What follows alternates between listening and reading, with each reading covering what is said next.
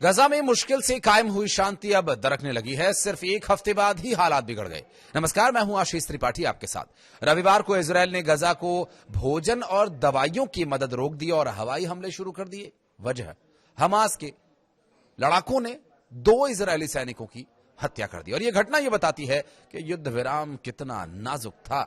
संयुक्त अरब अमीरात और सऊदी अरब जैसे देशों ने साफ कह दिया कि जब तक हमास सत्ता में है वो गजा के पुनर्निर्माण के लिए एक भी पैसा नहीं देने वाले हैं। हमास की क्रूरता के चलते गजा के लोगों का भविष्य अभी अंधेरे में ही नजर आ रहा है, लेकिन पूरी जंग फिर शुरू होने की संभावना भी कम है।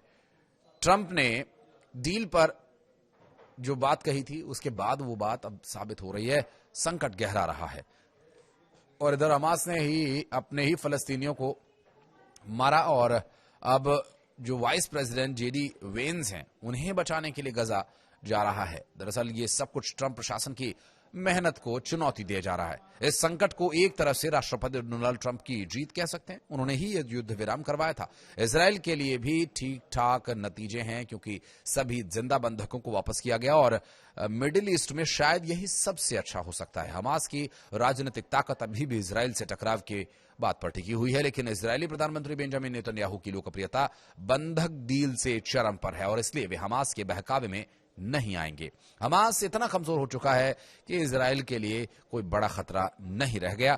अगले कई सालों तक यह समस्या हल की रहेगी। उपराष्ट्रपति जेडी वेंस मंगलवार से गुरुवार तक इजरायल के इलाके के उन दौरों की बात करेंगे जहां पर डील सही से चले और मंगलवार से गुरुवार तक इलाके का दौरा करने के बाद ये डील होने की संभावना है। और हमास अभी इतना दुर्बल है कि गजा पर अपनी पकड़ बनाए रखने के लिए ही उसने दूसरे फलस्तीनी गुटों को कुचला।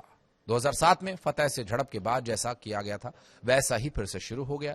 युद्ध विराम की स्याही सूखने से पहले ही हमास के गुंडे भूमिगत बिलों से बाहर निकले और यहां तरोताजा अच्छे से खाए पिए और साफ यूनिफॉर्म में दिखे। उन्होंने कम से कम 4 फलस्तीनी काबिले घोषित कर दिए जो कथित तौर पर इजरायल के साथ मिले हुए थे। वीडियो में हमास के अफसर बंधक हुए मर्दों को सड़क पर गोली मारते और चोरों के पैरों में तीर चलाते दिखाई दे रहे हैं और ये सब कुछ खुले में हो रहा है, लेकिन अंदरूनी कहानी और भयानक होगी। शनिवार को अमेरिकी विदेश विभाग ने चेतावनी दी कि हमास फलस्तीनी नागरिकों पर हमले का प्लान बना रहा है। गजा की सुरक्षा और युद्ध विराम से बचने के लिए कदम उठाए जाएंगे, लेकिन ये कैसे होगा ये साफ नहीं है।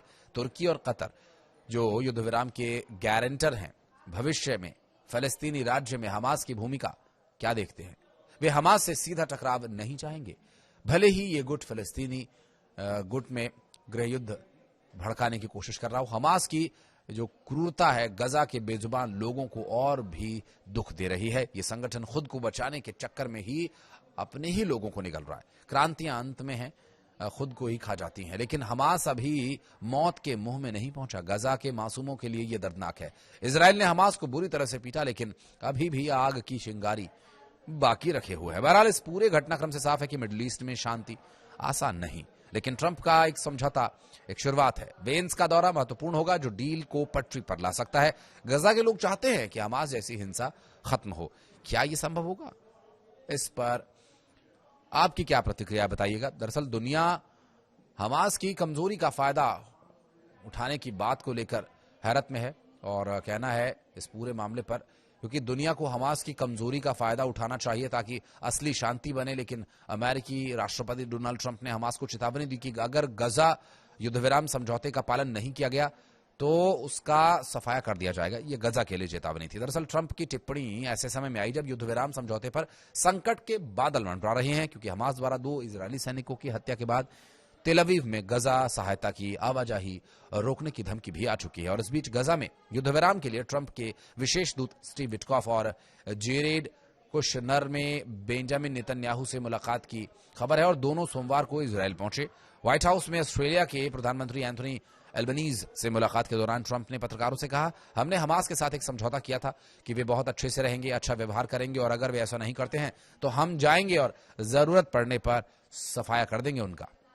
उनका सफाया हो जाएगा और ये वो जानते हैं कि ट्रंप ने इस पर जोर देकर यह भी कहा कि अमेरिकी सेनाएं हमास के खिलाफ सीधे तौर पर कार्रवाई नहीं करेंगी। उन्होंने यह भी कहा कि दर्जनों अन्य देश जो गजा के लिए अंतर्राष्ट्रीय बल में शामिल होने पर सहमत हुए हैं, इसमें शामिल होना पसंद करेंगे। उन्होंने आगे कहा कि इसके अलावा अगर मैं इजरायल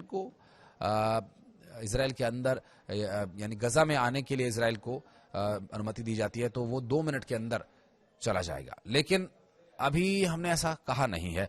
हम उसे थोड़ा और मौका देंगे। उम्मीद है कि हिंसा थोड़ी कम होगी, लेकिन अभी आप जानते हैं कि वे हिंसक हैं और इस दौरान इजरायली सेना ने कहा कि उनके द्वारा युद्ध विराम का क्रियान्वयन शुरू कर दिया गया है। एक आधिकारिक पुष्टि की गई जिसमें सहायता सामग्री सोमवार से फिर से पहुंचाई जाएगी, कहा गया। हालांकि सोमवार को आप दोपहर तक ये स्पष्ट नहीं हो सका था और सहायता पहुंचाने का काम अभी भी शुरू नहीं हुआ है। तो क्या एक बार फिर से युद्ध जोर पकड़ेगा? ये एक अहम सवाल है। कुछ कहना चाहें तो कमेंट सेक्शन में बताइएगा।